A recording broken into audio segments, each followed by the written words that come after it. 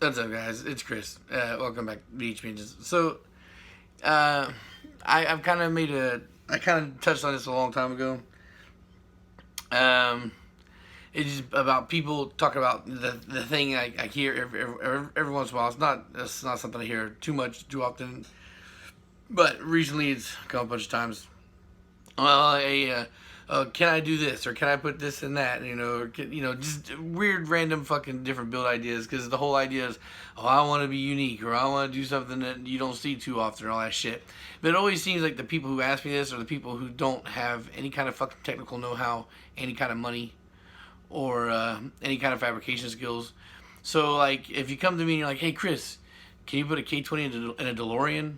I'll be like, yeah, sure. And then the next question always inevitably is how? Like, I just know everything, and I don't. And I say this all the time. So please stop coming to me with your weird ass random build theory project ideas. I don't know.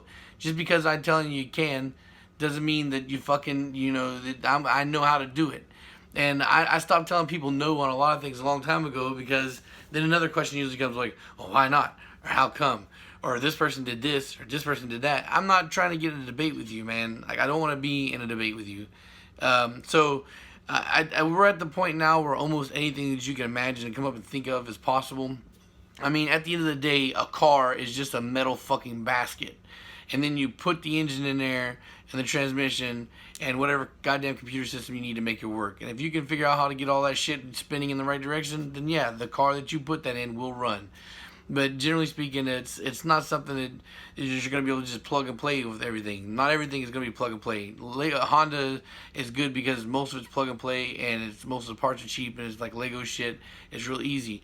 But when you start, want to do kind of crazy shit just because somebody's never seen it before, then prepare to to dig down, do your own fucking research and try to figure it out, or pay somebody a lot of fucking money to figure it out for you. I'm not the guy.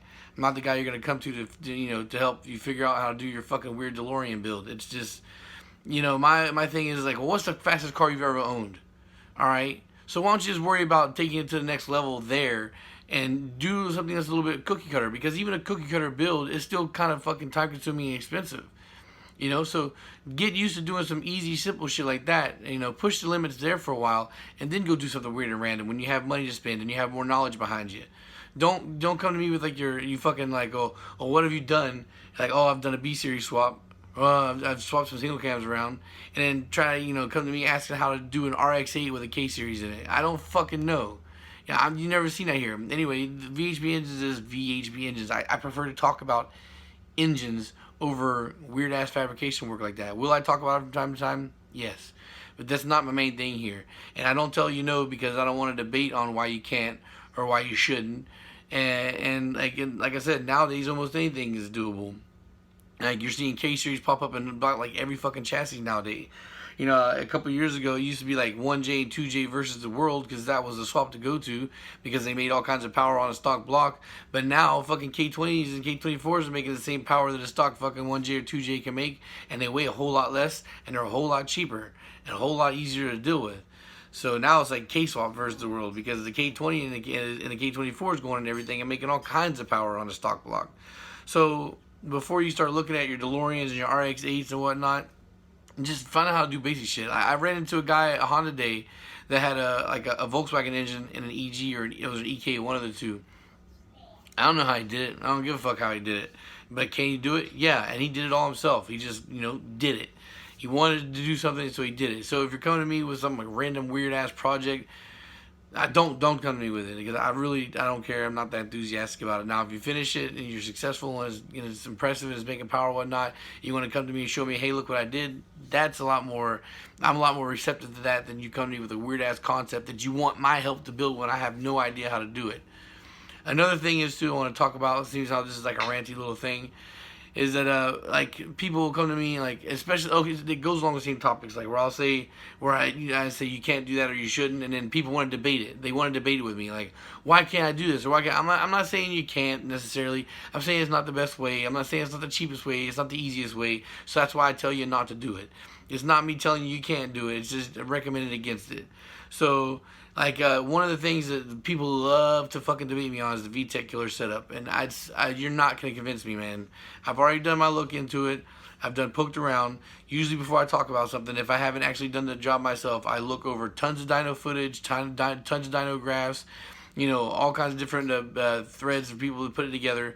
But the thing is, there's that bias that people have. People want something to work, so they want to go find one thing. They find one fucking dyno chart. Well, look what this one guy did. Well, it's a good chance that either it's a fluke type of situation or it's a lie, because there's a reason why you don't see shit like that more often. If it was something that was a more viable build, you see more people talking about it. It would be done way more often, but it's not. Why? Because it's a fucking trash setup, alright? So, if you're coming to me and you want to do something, by all means, fucking do it. I don't care. But do not spend a half hour of time sending me DMs trying to convince me why I'm wrong or trying to change my mind. I've made up my mind. You're not going to change it. Unless it's something that I've clearly made a mistake on, and like, oh, well, then you can point to a mistake I made, then okay, fine. But like you going with some kind of weird ass setup, or people with NA single cams love to fucking, yap at me too.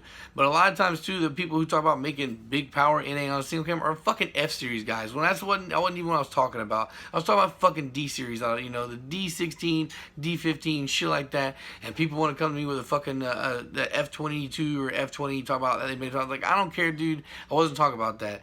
When you hear me talk about SOC 9 out of 10 times, 9.5 out of 10 times, I'm talking about the D-series. I'm not talking about the single cams that come out of the Accords and the Preludes, because who gives a fuck about that? Unless you're doing some kind of crazy work with that, or unless you have that chassis, who gives a fuck?